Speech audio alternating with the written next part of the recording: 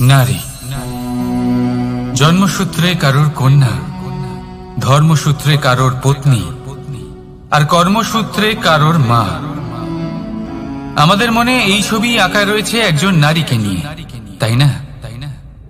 একটা অতুলনীয় ভূমিকা রয়েছে নারীদের আমাদের জীবনে, আর নারী ছাড়া আমরা কিছুই নই।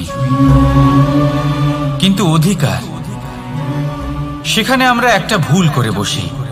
যখন নারী একজন কন্যা থাকে, যখন সে জন্ম নেয়, তখন তার ওপর অধিকার থাকে তার পিতার। আর তারপর যখন বিয়ে হয়ে যায়, তখন তার অস্তিত্বের উপর অধিকার থাকে তার স্বামী। আর যখন তিনি মা হন, তখন নিজেই তিনি জীবনের সমস্ত অধিকার দিয়ে দেন তার সন্তানকে। কিন্তু আমরা কি কখনো এটা ভেবেছি এই জীবন হলো তার নিজের? যে নারী সবার কল্যাণ করছেন, তার জীবনের অধিকারও তার কাছেই থাকা উচিত, তাই না? তার নিজের জীবনের সিদ্ধান্ত সে নিজেই নিতে পারেন, নিজেই নিজের ভাগ্যের রচয়িতা হতে পারেন। আর এর জন্য আমাদের নিজেদের পাল্টাতে হবে, দৃষ্টিভঙ্গি পাল্টাতে হবে। কারণ এই ধারণা সেটা আজ বা কালকের ব্যাপার নয়, এটা ঘটে চলেছে বহু বছর ধরে, আর চলতেই থাকবে যদি আমরা এটা না বদলাই। আর এটা তখনই সম্ভব হবে যখন আমরা নিজেদের মধ্যে পরিবর্তন আনব। তাই আজকের পর থেকে, এই মুহূর্ত থেকে, কোনো নারীর ওপর অকারণ অধিকার স্থাপনের আগে সহস্রবার ভেবে দেখবেন। কারণ যখন নারী নিজের অধিকার কেড়ে নিতে বাধ্য হবেন, তখন শুধু এবং শুধুমাত্র বিনাশই ঘটবে। রাধা রাধা।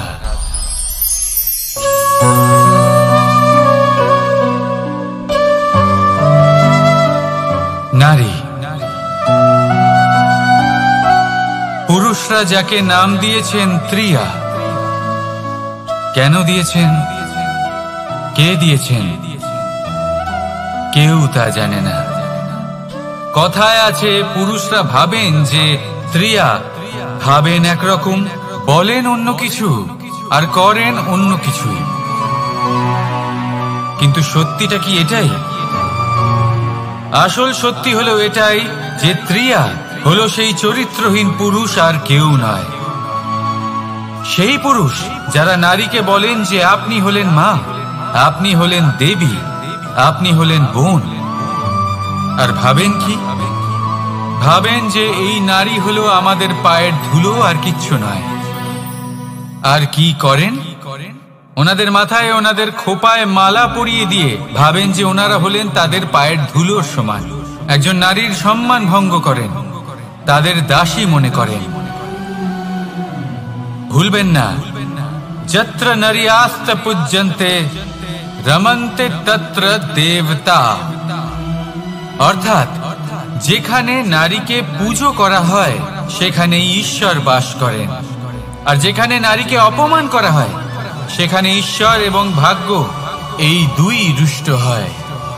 মনে রাখবেন, যদি নারী কল্যাণকারী হতে পারেন, তাহলে নারী মহাচণ্ডী রূপও ধারণ করতে পারেন। যদি একজন নারী মাতা হয়ে জন্মদান করতে পারেন, তাহলে নারী মৃত্যু হয়ে বিনাশও করতে পারেন।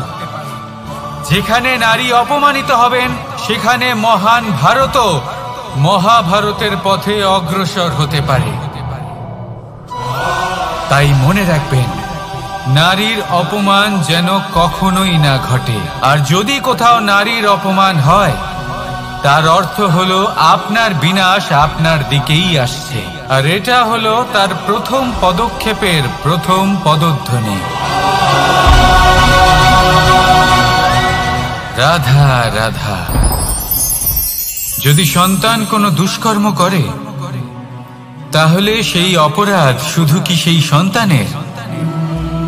না, যদি সন্তান দুষ্কর্ম করে, তাহলে অপরাধী তার মাতা পিতাও, যারা পুত্রমোহর কারণে সেই অনুচিত কাজে তাকে বাধা দেননি। অপরাধী হলেন তার পিতামহ, যিনি নিজের কর্তব্যবোধের কারণে নিজের পরিবারের যত্ন নেননি, যিনি সন্তানকে কখনো শাস্তি দেননি। অপরাধী হলেন তার সেই গুরুও, যিনি নিজের শিষ্যের সেই দুষ্কর্ম দেখেও তাকে প্রতিহত করতে পারেননি।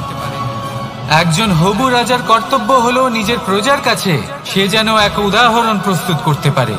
কিন্তু যদি এত অনুচিত উদাহরণ প্রস্তুত হয়ে থাকে, তাহলে মা বাবার, বাড়ির বয়োজ্যেষ্ঠদের কর্তব্য হলো ওনারা যেন সেটা সেখানেই থামায়, হয় ভালোবেসে নয়তো শাস্তি দিয়ে। যদি না থামানো হয় তাহলে মহাভারত অবশ্যম্ভাবী। অনেক ব্যক্তির মনে একটা প্রশ্ন জাগে আমাকে আর রাধাকে নিয়ে। বলেন যে না আমি আর রাধা একসাথে থাকি, না আমাদের বিয়ে হয়েছে, আমি এখানে দ্বারকাতে ও ওখানে বর্ষণাতে, তাও এত ভালোবাসা কি করে? এ কেমন সম্পর্ক? আমি তাদের একটা সহজ কথা বলতে চাই। আপনি কখনো আয়নার দিকে দেখেছেন? নিজের দুই চোখের দিকে তাকিয়ে জিজ্ঞাসা করুন, এই দুই চোখ একসাথে কেন বন্ধ হয়, একসাথে কেন খোলে, একসাথে কেন ঘুমোয়, একসাথে কেন কাঁদে? আজীবন কোনো এক মানুষের সাথে সম্পর্ক রাখা অবশ্যই সম্ভব, তাদের সাথে দেখা না করে। আমার আর রাধার ভালোবাসাও কিছুটা এরকমই, আর কিছুটা এরকমই হয় ভালোবাসা দুই নয়নের মতো, যারা কখনোই মিলিত হবে না কিন্তু চিরকালের জন্য একসাথে জুড়ে থাকবে। এই অনুভূতি নিঃস্বার্থ হয়, আর এই নিঃস্বার্থ ভালোবাসা আপনাকে আনন্দের পথে অগ্রসর করে। জীবনে সবসময় নিঃস্বার্থভাবে ভালোবাসুন, শুধুমাত্র আনন্দই পাবেন। তাহলে আসুন আমার সাথে নিঃস্বার্থভাবে ভালোবেসে বলুন, রাধা রাধা। মানুষ,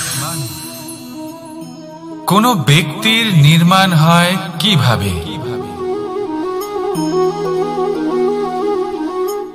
কেউ বলবেন পঞ্চতত্ত্বের দ্বারা, কেউ বলবেন আত্মা, দেহ ও চেতনার দ্বারা, কেউ বলবেন ঈশ্বরের কৃপার দ্বারা, তো কেউ বলবেন এই প্রকৃতির পরীক্ষার দ্বারা। না, মানুষের নির্মাণ হয়ে থাকে বিশ্বাস দ্বারা। ব্যক্তি তখনই গড়ে ওঠেন যখন ব্যক্তিত্ব থাকে, ঠিক কিনা? আর ব্যক্তিত্ব তখনই হবে আর সেরকমই হবে যেরকম বিশ্বাস আপনি নিজের উপরে রাখবেন। যদি আপনি মনে করেন আপনি বিষের ন্যায় হবেন, তাহলে আপনি বিষাক্তই হবেন। যদি আপনি এটা মনে করেন যে আপনি অমৃতের ন্যায় হবেন, তাহলে আপনি অমরই হয়ে যাবেন। যদি আপনি নিজের উপরে বিশ্বাস রাখেন যে আপনি সংসারের সব থেকে উঁচু পর্বতের শিখরে পৌঁছতে পারবেন, তাহলে আপনি অবশ্যই পৌঁছবেন। যদি আপনার এরকম মনে হয় যে আপনি এরকম কখনো করতে পারবেন না, তাহলে এরকম কখনোই হবে না। ভেবে দেখবেন, বিশ্বাসের মধ্যেই বিশ্ব বাস করে থাকে, তো আপনার অস্তিত্ব কেন করবে না? যেমন বিশ্বাস আপনি নিজের উপরে রাখবেন, তেমনই আপনি হয়ে উঠবেন। সেই জন্য নিজের উপরে বিশ্বাস রাখুন, আর হ্যাঁ, ভালোবেসে বলুন, রাধা রাধা। শব্দই হলো শূন্য, শব্দই হলো আরম্ভ, শব্দই হলো অন্ত, শব্দই হলো অমর, শব্দই হলো ব্রহ্ম। এই শব্দ হলো অত্যন্ত বিশেষ। কেউ কাঁদলে তাকে হাসিয়ে তোলে, কেউ হাসলে তাকে কাঁদিয়ে দেয়। কারোর মনে উদ্দীপনা জাগিয়ে তুলতে পারে, আবার কারোর মনে কাঁটা হয়ে বিঁধে থাকতে পারে। একটা অত্যন্ত গুরুত্বপূর্ণ কথা, যা বোঝা অত্যন্ত আবশ্যক। আপনার মন, আপনার হৃদয় যতই শুদ্ধ হোক না কেন, যতই পবিত্র হোক না কেন, আপনার দৃষ্টিভঙ্গি যতই স্পষ্ট হোক না কেন, যদি আপনার কথা পবিত্র না হয়, যদি আপনার শব্দ শুদ্ধ না হয়, তাহলে তা আপনাকে আপনার কর্মফল ভোগ করতে বাধ্য করবেই। একটা সহজ উদাহরণ দিই। আপনার জীবনে এমন কেউ অবশ্যই থাকবেন যাকে আপনি পছন্দ করেন না, যিনি হয়তো অধর্মী মানুষ, যিনি হয়তো দুর্বুদ্ধি সম্পন্ন মানুষ, কিন্তু তার জন্য অপশব্দ প্রয়োগ করলে তার মধ্যে কোনো পরিবর্তন আসবে না, তার মানসিকতা বদলাবে না, শুধু মনে প্রতিশোধ স্পৃহা জেগে উঠবে, মনে হিংসা জাগবে, আর কিচ্ছু না। সেই জন্য নিজের শব্দকে নিয়ন্ত্রণ করুন, নিজের কথা সংযত করুন। শ্রেষ্ঠ থেকে শ্রেষ্ঠতর মানুষকেও সাবধানী হতে হয়, কারণ যদি এই শব্দের প্রয়োগ সঠিক না হয় তাহলে আজীবন মানুষকে নির্বাক হয়ে থাকতে হতে পারে। তাহলে নিজের শব্দ নিয়ন্ত্রিত রাখুন, নিজের কথাকে শুভ করুন, এতে প্রেমবোধ জাগিয়ে তুলুন, আর সেই প্রেমবোধ নিয়েই বলুন রাধা রাধা। বরদান এবং অভিশাপ এই দুই হলো একই মুদ্রার দুটি পিঠ। এই বরদান আমরা অনেক কারণে পেতে পারি, কখনো নিজের পরিশ্রমের কারণে, কখনো নিজের তপস্যার কারণে, কখনো আমাদের পূর্বপুরুষদের কর্ম ও তপস্যার কারণে। কিন্তু এই বরদান কতক্ষণ বরদান থাকবে তা আমরা নিশ্চিত করতে পারি না, তা সুনিশ্চিত করে শুধুমাত্র আমাদের কর্ম। যদি আপনাকে উদাহরণ দিই, আপনি রেশমের কীট দেখেছেন? ও বরদান পেয়েছে যে ও নিজের সুরক্ষার জন্য খোলস বানাতে পারে। এবারও তাতে এত মত্ত হয়ে যায় যে এমন এক আবরণ বানিয়ে ফেলে যাতে সে নিজেই আবদ্ধ হয়ে চাপা পড়ে মরে যায়। এটার তাৎপর্য কি? তাৎপর্য খুবই সরল। গর্ব করা খুবই ভালো, কিন্তু অহংকার করা কখনোই উচিত নয়। যদি অহংকার মনের মধ্যে প্রবেশ করে তাহলে এই বরদান অভিশাপে পরিণত হতে সময় লাগে না। আর যদি কর্মশ্রেষ্ঠ হয় তাহলে অভিশাপ বরদানে পরিণত হয়। তাহলে আসুন শ্রেষ্ঠ কর্ম করুন আর আমার সাথে ভালোবেসে বলুন রাধা রাধা। সুখ, দুঃখ, মৃত্যু, মহামারী এগুলো কখনো বলে আসে না, আবার জিজ্ঞাসা করেও আসে না। এমনই হয় দ্রুত ক্রীড়ার এই খেলায়, এক কারাগারের মতো, একটা মাকড়সার জালের মতো। যেমন একটা মাকড়সার জাল একটা পোকাকে নিজের দিকে আসতে আকর্ষিত করে নিজের চমকের দ্বারা, নিজের গঠন দ্বারা, সেরকমই দ্রুত ক্রীড়ার এই খেলা মানুষকে নিজের দিকে আসতে প্ররোচিত করে। শেষে গিয়ে মানুষ আটকা পড়ে। পার্থক্য শুধু এটাই, যখন এক পোকা এই জালে জড়িয়ে পড়ে তখন সে তার প্রাণ হারায়। মানুষ যখন এই দ্রুত ক্রীড়ায় আকর্ষিত হয় সে নিজের মান, নিজের ধন সবকিছু হারায়, নিজের বিবেক হারিয়ে ফেলে। কিন্তু আপনি আপনার বিবেক কখনোই হারাবেন না। যদি আপনার মনে লোভ চলে আসে আপনি লোভী হয়ে ওঠেন। যদি আপনি দ্রুত ক্রীড়ার এই খেলায় আটকা পড়েন তাহলে মনে রাখবেন এই খেলা থেকে ফিরে আসা প্রায় অসম্ভবই বলা যায়। নিজের বিবেক কখনো হারাতে দেবেন না, কারণ বিনাশ আসার প্রথম লক্ষণ হলো বিবেকের বোধ চলে যাওয়া। এই প্ররোচনায় কখনো পা দেবেন না। আর আমার সাথে ভালোবেসে বলুন রাধা রাধা। বিজয়, বিজয় লাভের জন্য মানুষ কি না করে থাকে, যে কোনো সম্ভাব্য প্রচেষ্টা করে। কিন্তু নিজের বিজয় লাভের জন্য বাজিতে যা ইচ্ছে তাই রেখে দেওয়া কি উচিত কাজ? কখনোই নয়।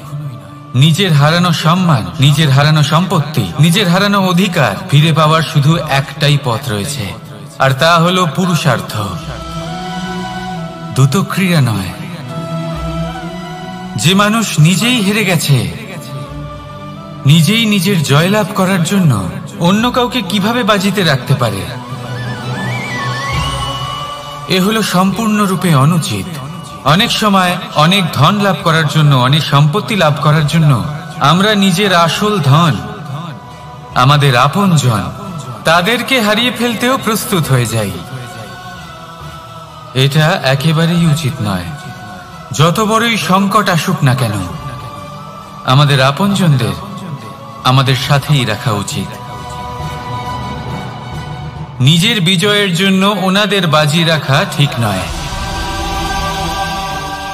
এই ভুল কেউ একজন করেছেন, আপনি তা ভুলেও করবেন না। রাধা রাধা। নারী জন্মসূত্রে কারোর কন্যা, ধর্মসূত্রে কারোর পত্নী, আর কর্মসূত্রে কারোর মা। আমাদের মনে এই ছবি আঁকা রয়েছে একজন নারীকে নিয়ে, তাই না?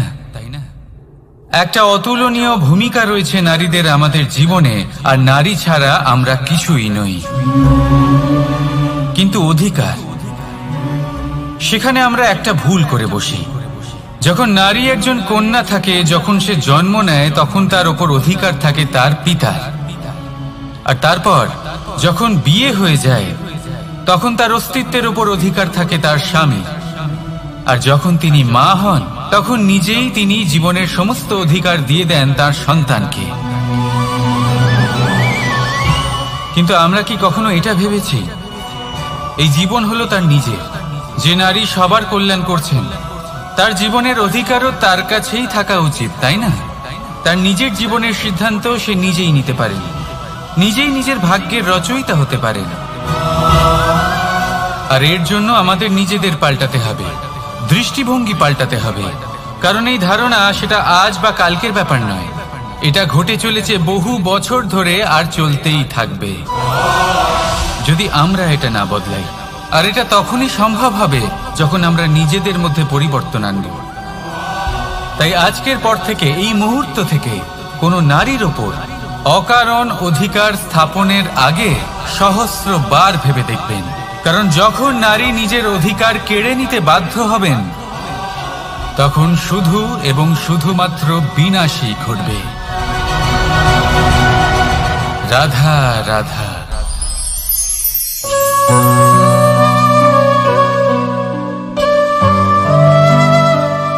নারী, পুরুষরা যাকে নাম দিয়েছেন ত্রিয়া। কেন দিয়েছেন, কে দিয়েছেন, কেউ তা জানে না। কথায় আছে, পুরুষরা ভাবেন যে ত্রিয়া, ভাবেন একরকম, বলেন অন্য কিছু, আর করেন অন্য কিছুই। কিন্তু সত্যিটা কি এটাই?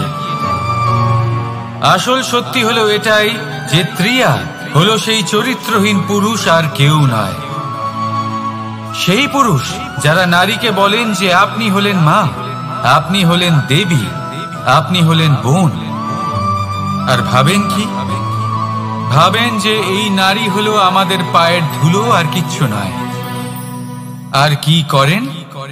ওনাদের মাথায়, ওনাদের খোপায় মালা পরিয়ে দিয়ে ভাবেন যে ওনারা হলেন তাদের পায়ের ধুলোর সমান। একজন নারীর সম্মান ভঙ্গ করেন, তাদের দাসী মনে করেন। ভুলবেন না, যত্র নারীয়াস্ত পূজ্যন্তে রমন্তে তত্র দেবতা। অর্থাৎ যেখানে নারীকে পুজো করা হয়, সেখানে ঈশ্বর বাস করেন। আর যেখানে নারীকে অপমান করা হয়, সেখানে ঈশ্বর এবং ভাগ্য এই দুই রুষ্ট হয়। মনে রাখবেন, যদি নারী কল্যাণকারী হতে পারেন, তাহলে নারী মহাচণ্ডী রূপও ধারণ করতে পারেন। যদি একজন নারী মাতা হয়ে জন্মদান করতে পারেন, তাহলে নারী মৃত্যু হয়ে বিনাশও করতে পারেন। যেখানে নারী অপমানিত হবেন, সেখানে মহান ভারতও মহাভারতের পথে অগ্রসর হতে পারে। তাই মনে রাখবেন, নারীর অপমান যেন কখনোই না ঘটে। আর যদি কোথাও নারীর অপমান হয়, তার অর্থ হলো আপনার বিনাশ আপনার দিকেই আসছে। আর এটা হলো তার প্রথম পদক্ষেপের প্রথম পদধ্বনি। রাধা রাধা। কর্ম এবং ফল, দেখতে গেলে এই সমস্ত ব্রহ্মাণ্ড এই দুইয়ের মাঝেই স্থির হয়ে আছে। মানুষজন কর্ম করেন ভালো ফল লাভের আশায়, আর ভালো ফল লাভের আশায় উনি এটাই ভুলে যান যে উনি যে কর্ম করছেন তা কি করছেন। আমি বলেছিলাম কর্ম করুন ফলের চিন্তা না করে, কিন্তু কি কর্ম করছেন সেই বিষয়ে ভাবাটাও অত্যন্ত আবশ্যক। নয়তো অনেক সময় আমরা এমন কর্ম করে ফেলি যা না চাইতেও বিষে পরিণত হয়। যা হয়েছে দুঃশাসনের সাথে, দুর্যোধনের সাথে, গুরু দ্রোণের সাথে। একজনের মানসিকতা উচিত ছিল না, একজনের বিবেক উচিত ছিল না, আরেকজন যে পক্ষ নির্বাচন করেছিলেন সেই পক্ষ উচিত ছিল না। আর যা কিছু ওনাদের সাথে হলো, আপনার, আমার, আমাদের সকলের সাথে তা হতে পারে। আমি বলেছিলাম কর্ম করুন, ফলের চিন্তা করবেন না, কিন্তু এই কর্মের বিষয়ে বিচার করে দেখাটাও ততটাই আবশ্যক। দেখুন, কর্ম করার উচিত প্রক্রিয়া ফলের চিন্তা না করা, কিন্তু যদি আপনার কর্ম শুভ হয় তাহলে তার ফলও নিয়তি আপনাকেই দেবে।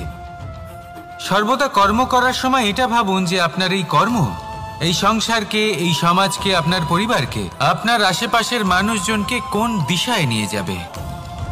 যদি এটা সবার জন্য মঙ্গলময় হয় তাহলে কর্ম করতে থাকুন। আর হ্যাঁ, নিশ্চিত রূপে ফলের চিন্তা করবেন না। আসুন আমার সাথে ভালোবেসে বলুন, রাধা রাধা। বটবৃক্ষের বীজ সর্ষের দানার থেকেও ছোট হয়, কিন্তু যখন তা নিজের রূপ ধারণ করে তখন তা বিশাল বৃক্ষের আকার ধারণ করে, যা সহস্র বছর ধরে বেঁচে থাকে, ছায়া প্রদান করে, পাখিদের আশ্রয় প্রদান করে, আর দেয় পথচারীদের বিশ্রাম করার স্থান। কেন? কারণ সেই ছোট বীজ তা মাটির ভেতরে গিয়ে নিজের খোলস ত্যাগ করে। অন্ধকারে থাকে সে, যতই আলো আসুক না কেন, যতই বর্ষা আসুক না কেন, সব সহ্য করে।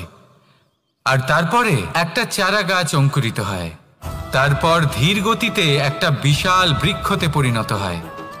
দেখুন, জীবনে কঠিন সময় আসে, এই জন্য নয় যে আপনি হার মেনে নেবেন, এই জন্য আসে যাতে আপনি ভবিষ্যৎ নির্মাণের জন্য নিজেকে তৈরি করতে পারেন।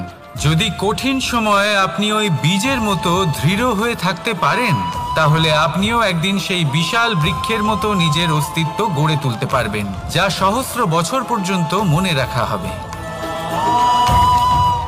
আসুন আমার সাথে ভালোবেসে বলুন, রাধা রাধা। এই ব্রহ্মাণ্ড কত বৃহৎ, তাই না? যার সম্মুখে এই পৃথিবীকেও একটা বিন্দুর মতো মনে হয়। আর এই পৃথিবীতে আমরা কে হই, আমাদের আকার কিরকম, আমাদের অস্তিত্বই বা কি? যখন আমরা এভাবে ভাবি তখন মনে হয় আমরা কিছুই নই। তা আমরা যখন কিছুই নই, তাহলে আমরা এত চিন্তা করি কেন? কি ভেবে ভয় পাই? কাকেই বা এত ভয় পাই? কে আমাদের মারতে পারে আর কেই বা আমাদের জন্ম দেবে? আত্মার আসলে না কখনো জন্ম হয় আর না কখনো মৃত্যু। আত্মা শুধুই শরীর বদল করে। আপনি, আমি, আমরা সকলে এই শরীর নয়, আমরা হলাম আত্মা, যা হলো পরম আত্মার পরম অঙ্গ। সেই জন্য মনে রাখবেন, বাইরের কোথাও দেখবেন না, নিজের অন্তরের গভীরে গিয়ে দেখুন, আত্মাকে উপলব্ধি করতে শিখুন। ক্লেশ, ভয়, চিন্তা, এই সব কিছুর থেকে নিজেকে দূরে রাখুন, তাহলেই উপলব্ধি করতে পারবেন পরমাত্মা কে। তাহলে আসুন আমার সাথে ভালোবেসে বলুন, রাধা রাধা। পরিবর্তন এই সংসারের শাশ্বত নিয়ম। কোনো রাজা নেই যিনি চিরকাল রাজা থাকেন, কোনো ধনী ব্যক্তি নেই যিনি চিরকাল ধনী থাকবেন। এই সংসারে সূর্যের স্থান নেওয়ার জন্য চন্দ্রিমার আগমন ঘটে। কোন স্থান যাকে পতিত বলা হয়েছিল সেখানে মহল তৈরি হয়েছে, কোন স্থান যাকে আজ মলিন বলা হয়েছে কাল সেখানে মন্দিরও স্থাপন হতে পারে। কোনো ঋতু চিরকালের জন্য থাকে না, কখনো সময় চিরকাল একরকম থাকে না। আজ যে আপনার কাছে রয়েছে কাল অন্য কারোর ছিল, আজ যে আপনার কাছে রয়েছে কাল তা অন্য কারোর কাছে চলে যাবে। আপনার সাথে কিছু থাকলে তা হলো আপনার কর্ম, কিন্তু সেই কর্মের পরিণামও আপনার নয়। আপনি শুধু কর্ম করুন, বাকি সবকিছুই পরিবর্তনশীল। কিন্তু সেই পরিবর্তনকে দেখে ভয় পাওয়ার প্রয়োজন নেই, তাকে স্বাগত জানান। যদি আপনি হাসি মুখে সেই পরিবর্তনকে স্বাগত জানান, তাহলে এই পরিবর্তনও হাসি মুখে আপনার সাথে থাকবে। আসুন আমার সাথে ভালোবেসে বলুন, রাধা রাধা।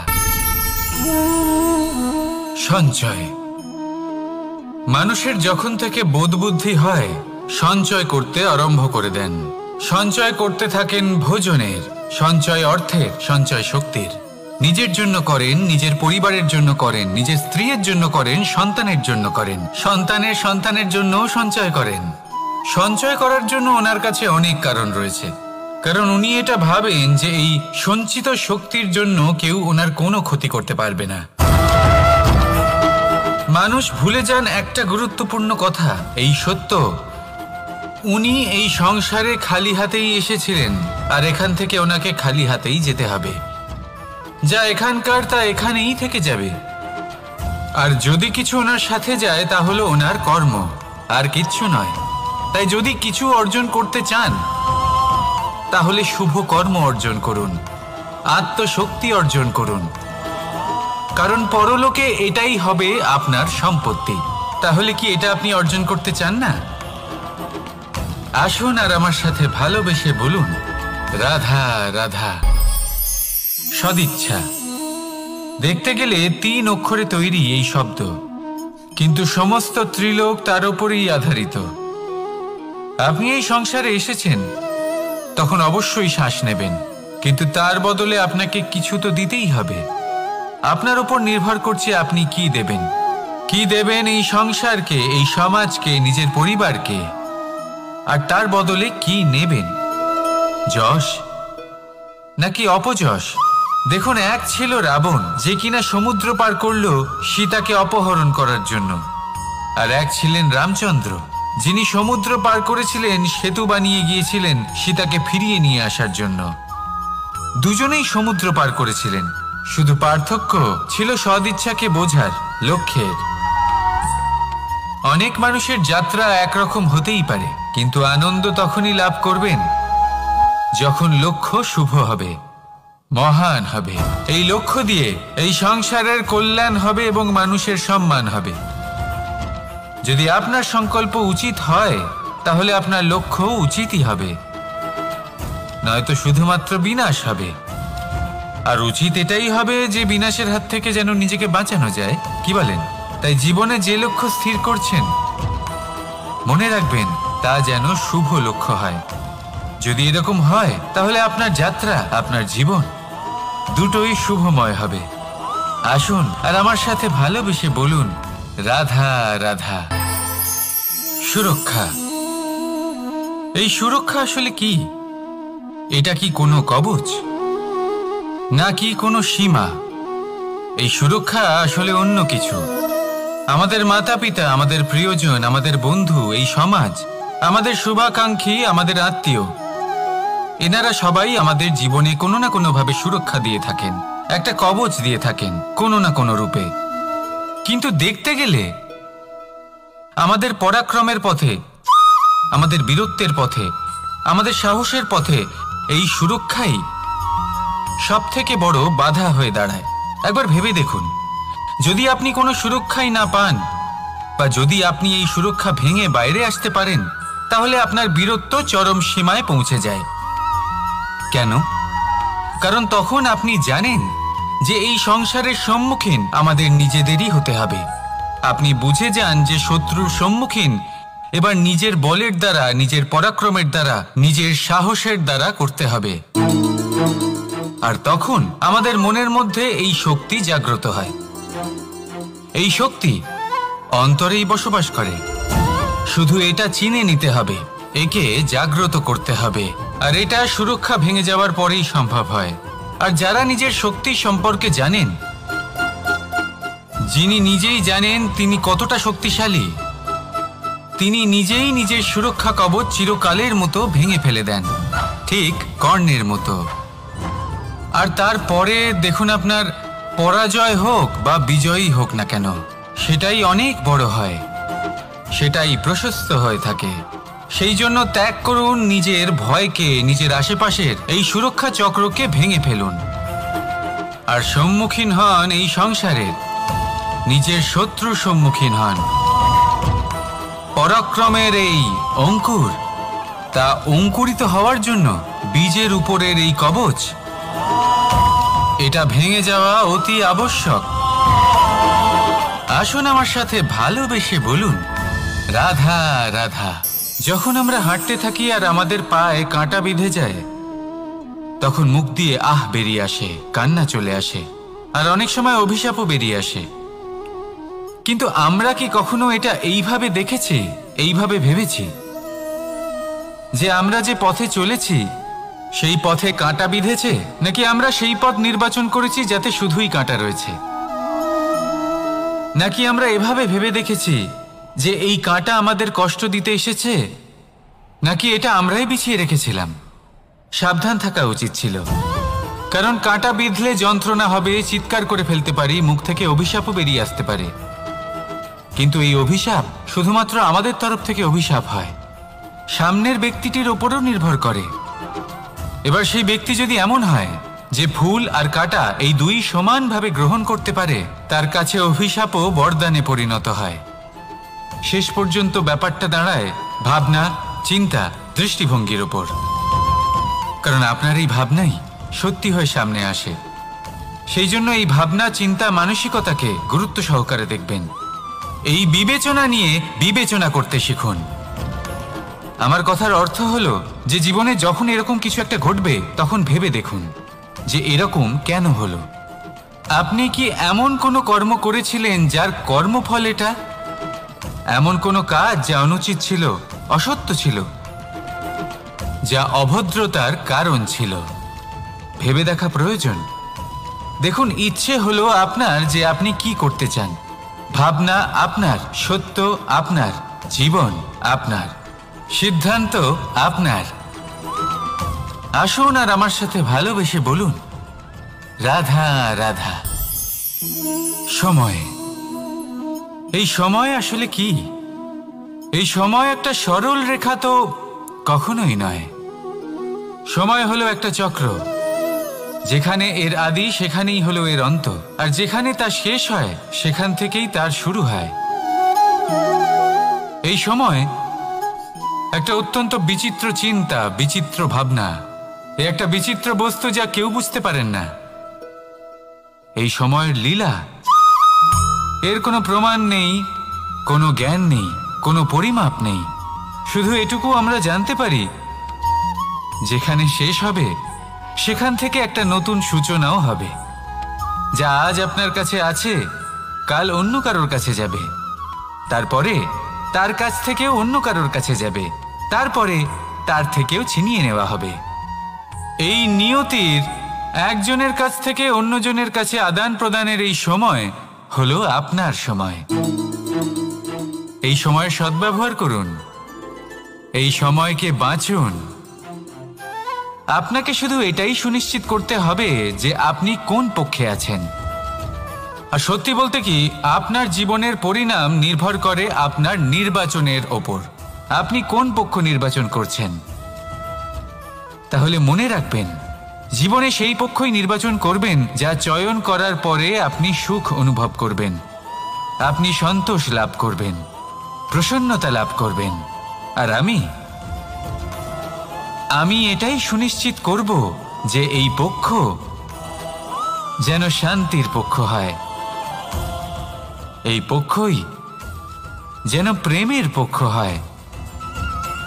তাহলে চিন্তা করবেন না, আর আসুন আমার সাথে ভালোবেসে বলুন, রাধা রাধা।